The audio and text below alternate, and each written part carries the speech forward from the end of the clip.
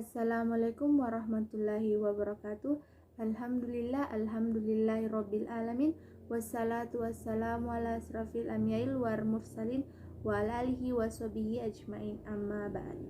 Perkenalkan, nama saya Nur Fitriani dengan NIM 19190045, Prodi Manajemen Pendidikan Islam, Fakultas Tarbiyah, Institut Agama Islam Negeri Parepare.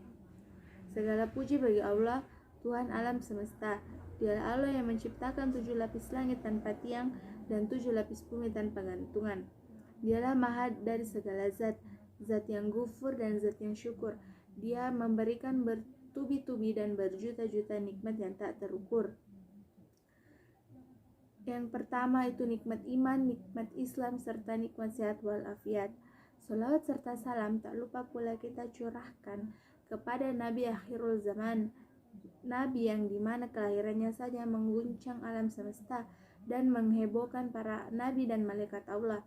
Siapakah dia? Tak lain dan tak bukan adalah Nabi besar kita, Muhammad Sallallahu Alaihi Wasallam, yang membawa kita dari alam kegelapan menuju alam yang lebih terang benderang.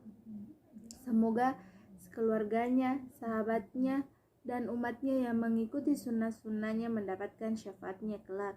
Amin. Amin ya robbal alamin. Adapun judul ceramah yang insya Allah saya sampaikan pada kesempatan kali ini yang berjudul Adab Tidur dan Adab Bangun serta Hikmahnya. Sebelum saya masuk ke dalam materi, saya akan membacakan dalil pendukungnya, yaitu Rasulullah SAW berpesan, apabila kalian bangun tidur, janganlah kalian langsung mencelupkan tangan kalian ke dalam wadah. Sebelumnya, kalian harus mencuci tangan sebanyak 3 kali. Karena kita tidak mengetahui di mana tangan kita berada semalam. Hadis riwayat Al-Bukhari dan Islam.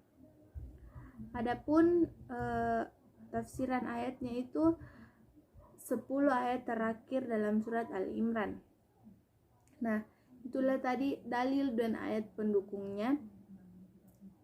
Sekarang kita masuk ke dalam materinya, yaitu ada 12 adab seorang Islam saat tidur dan saat bangun. Yang pertama itu muhasabah. Hendaklah berhitung-hitung saat sebelum tidur, mengoreksi segala perbuatan yang telah dilakukan di siang hari. Ini sangat dianjurkan bagi setiap muslim. Lalu jika ia mendapatkan perbuatannya itu baik, maka hendaklah memuji Allah Subhanahu wa Ta'ala. Jangan memuji dirinya sendiri. Dan jika sebaliknya, hendaklah segera memohon ampunannya kembali dan bertobat kepadanya. Kemudian yang kedua yaitu tidurlah seawal mungkin, jangan larut malam. Berdasarkan hadis yang bersumber dari Aisyah, bahwasanya Rasulullah SAW tidur pada awal malam dan bangun pada berhujung malam, lalu beliau melakukan sholat. Kemudian yang ketiga yaitu berwudulah sebelum tidur dan baring miring ke sebelah kanan. Sahabat Rasulullah SAW Al-Bairi bin Aziz menuturkan, Rasulullah SAW, apabila kamu akan tidur, maka berwudulah bagaimana wudu untuk sholat. Kemudian berbaringlah kalian ke sebelah kanan dan tidak mengapa berbalik ke sebelah kiri nantinya. Kemudian yang keempat, kibaskanlah spray kalian sebanyak 3 kali sebelum berbaring. Berdasarkan hadis Abu Hurairah, Rasulullah SAW bersabda, apabila seseorang dari kalian akan tidur pada tempat tidurnya, maka hendaklah mengibarkan kain pada tempat tidurnya itu terlebih dahulu, karena ia tidak tahu ada apa di atasnya. Di dalam satu riwayat dikatakan 3 kali.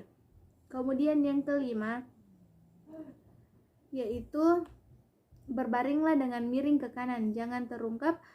Abu Dzar menuturkan, Rasulullah SAW pernah lewat di dekatku, dia saat itu sedang terungkap, maka Rasulullah membangunkan dengan kakinya sambil bersabda, Wahai Junaib, panggilan Abu Dzar, sesungguhnya berbaringlah seperti ini terungkap adalah cara berbaring penghuni neraka. Hadis riwayat Ibnu Majah dan Ibnu Sahih oleh Al-Albani. Kemudian yang keenam, janganlah tidur di atas dak terbuka, karena di dalam hadis yang bersumber dari Ali bin Sa'ib disebutkan bahwasanya Nabi SAW bersabda, barang siapa yang tidur di atas atap rumah yang tidak ada penutupnya, maka hilanglah jaminannya. Hadis riwayat Al-Bukhari di dalam Al-Adab Al-Mufrad dan dinilai sahih oleh Albani. Kemudian yang ketujuh yaitu tutuplah pintu, jendela, dan padamkan api dan lampu sebelum tidur. Dari Zabir diriwayatkan bahwa sesungguhnya Rasulullah SAW bersabda, padamkan lampu di malam hari. Apabila kamu akan tidur, tutuplah pintu, tutuplah rapat-rapat bejana-bejana, dan tutuplah makanan dan minuman.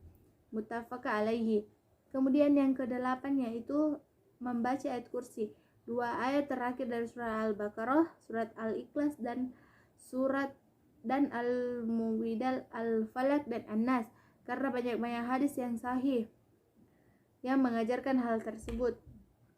Kemudian yang kesembilan yaitu membaca doa dan zikir yang keterangannya sahih dari Rasulullah SAW, seperti, ya Allah, perlihatkanlah aku dari azabmu pada hari engkau membangkitkan kembali segenap hambamu.